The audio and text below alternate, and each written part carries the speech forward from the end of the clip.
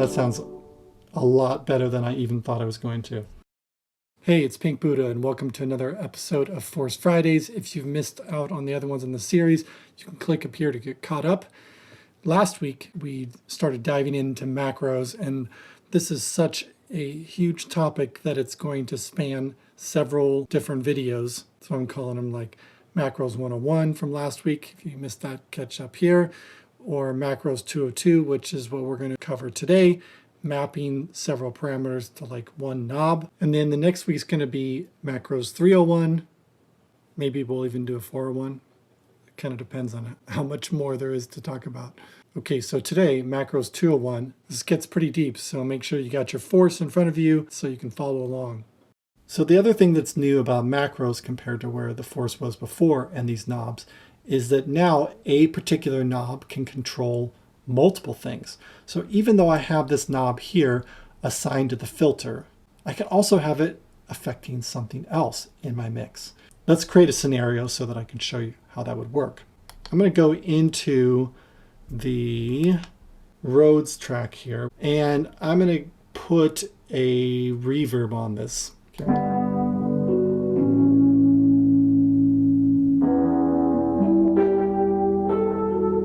Okay, so I'm going to go back to macros, and on this filter, what I want to do is when I turn this down, I want it to also increase the reverb on the Rhodes track. So here's how I would do that. Need to be on this knob so that you can see it's lit up here. Click Learn. Let's just go through it that way too. I'm going to go into Mixer and this reverb right here, and I'm going to click on Mix. Remember, you have to change this knob somehow so that it recognizes it. Go back into macros, and now I have this reverb mix that's on here. Make sure you turn off Learn, and we're all set. So, and here's where the range and the flipping parameters really comes into effect, is when you're layering controls on the same knob. So in this situation before, it was just a filter. I just wanted to go from top to bottom. It was very simple. Now, like I said, I wanted to be so that when I turn down the filter, it turns up the mix on the reverb. So to do that, I'm going to have to click on this reverb track right here and then flip that parameter so that when the knob is all the way up, the reverb is all the way off. So let's see if that worked.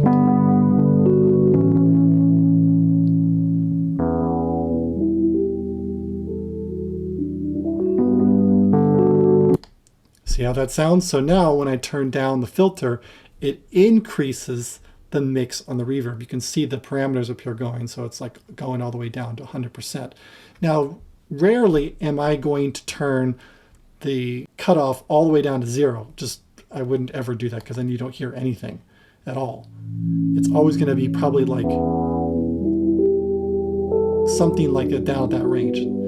Now the problem is when you're overlaying that with the reverb is that it's now only at 60% at this level. So they're somewhat mismatched. Now, when I get to halfway, so the filter's down to about 1K, I want it to be at 100% for the reverb mix. So to do that, I need to make sure that I'm clicking on the reverb one here. And I'm going to change this linear output. I still want it to be to 100%, but I'm going to change it so that it just gets there faster. Let's change this other one here. So now, when I'm playing,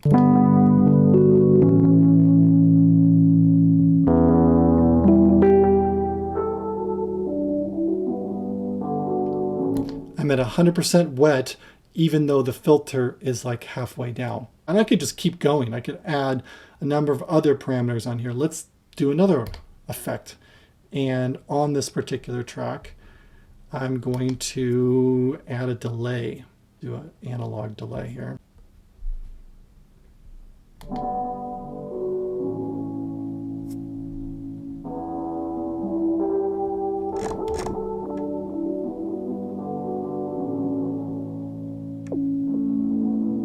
Okay, you know what would be kind of cool is if I automated the time on that warp and maybe the dry and the wet level too, so that when I turn the knob, it was kind of like twisting the time a little bit. I don't know if that's very musical or practical, but let's give it a try. Go back to macros, click on this knob again, and we're going to learn. I'm going to get into the mixer on this particular effect on the delay. Let's do the time first.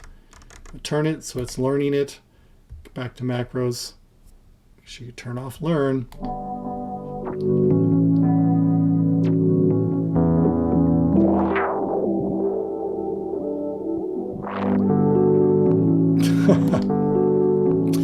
Oh, that time is like cranked all the way up. I don't want it to be that all over the place, so I'm going to need to click this again. Well, let's do learn again. Go back to my mixer, the delay, and then we're going to do the dry and wet level 2 so that I can turn that off. So that turn learn off. When this is turned all the way up, 0, actually, to do that, I need to come back to this effect. Okay, so let's turn it all the way to dry. So that's kind of my default level. And then we'll go back to the macro here for a second. So now when it's all the way up, you can see the dry and the wet is at 100, which is the opposite of what I want. So I'm going to need to click on this, flip it around. So now that at this level, it's all the way off. And then when I turn it down,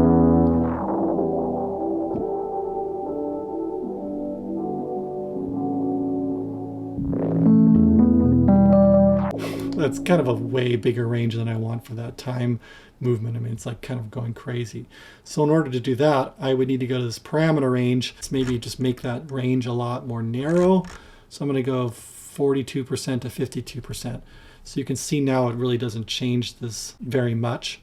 I could shrink this. So now it's only going from 360 to 300 based upon like how I'm twisting this around. So it's not going to move in that massive amount as was before.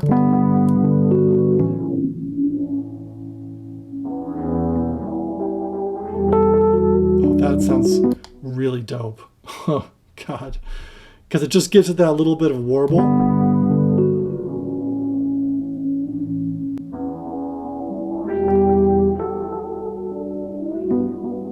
Wow, that sounds a lot better than I even thought I was going to. All right, hold on. I'm going to jump in here for a second because after making this, I realized that it would actually be a lot easier to learn this if you just simply had this Force session to work with. So down in the description, there's a link. You can download this, open it up on your Force, and reverse engineer exactly what I created here. And for some of you, that might be a lot easier way to learn this. All right, back to the lesson. So let's bring the drums back in because I want you to hear that it's only affecting the filter on the drums, and then it's doing all these effects to the Rhodes part.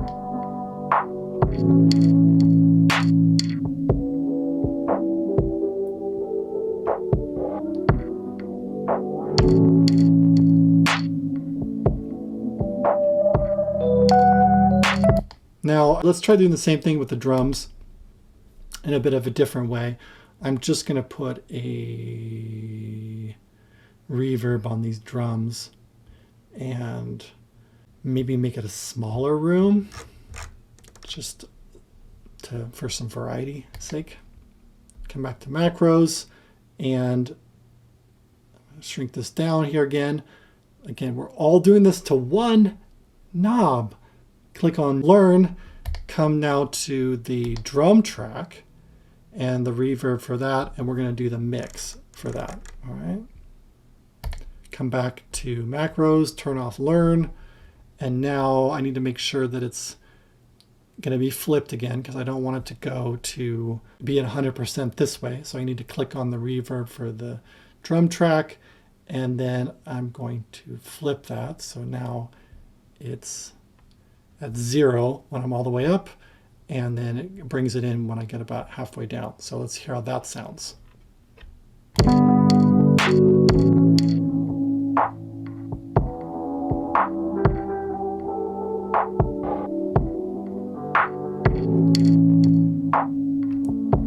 I think I want more reverb on that drum, so let's click here. There we go. Now the drums are hitting 100 right at that spot. So let's turn this up all the way.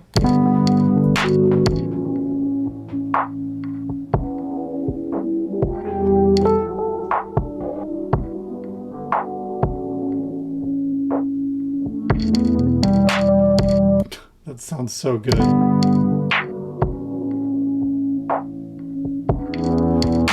Now, if I was programming this, there's two different approaches. One is that you can stack all these things on one knob, or I could just have two knobs. I could have a dry and wet that were over here for the reverb on those particular tracks, and that would be fine.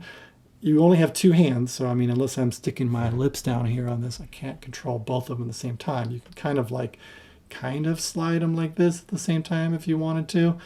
Not super convenient to do, and you certainly couldn't do anything with the other hand. So the reason you might want to put them on one knob is if you just are doing other things that you're trying to program and you want one knob to accomplish many different things.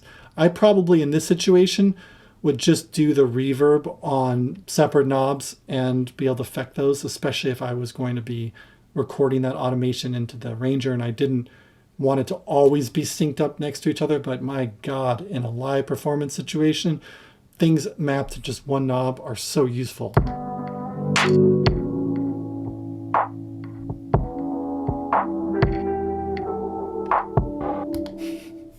I feel like I need to record that song over maybe with this new effect because I think that sounds so amazing with that reverb on there. Now, something to keep in mind, which makes me so frustrated. Like I said before, the arranger will not record automation on the master track. So what's a little bit weird about this situation is if you were trying to now record a performance doing this effect on there, it would record the automation related to the individual tracks, which is the reverb and the delay, but the cutoff, because it's going to the master track, would not be recorded. So you have to think strategically about how you're going to program these effects if you want to try to record some of the stuff into Arranger. And you're going to run, and it's pretty easy to run out of effect sends pretty quickly. So I haven't tried seeing if the Arranger will record things from the send track or the bus tracks. I will definitely try that out in a future video to see if that might be a workaround by putting some of these effects on there. But maybe this is a good spot to stop because this, again, gets really deep. We're just talking about some knobs. Next week, I'll get into how we can program some of these macros. Also for the XY pad that's up there, and for some of these pads, it's the same process, but the implications are very different about that because knobs are something you turn, pads are something you push. XY pad is an XY pad. Anyways, I love these new macros. They're so amazing. Really increase the entire capabilities for this as a performance device.